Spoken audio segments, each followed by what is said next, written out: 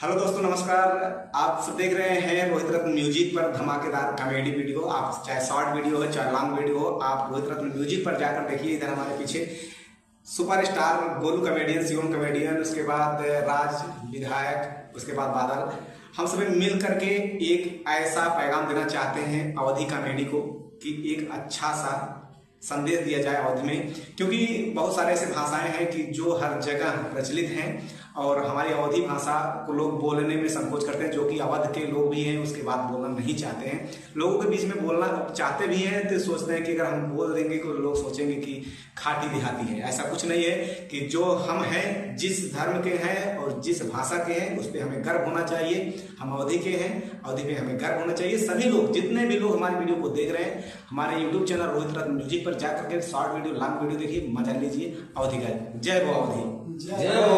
और प्यार दुलार बनाए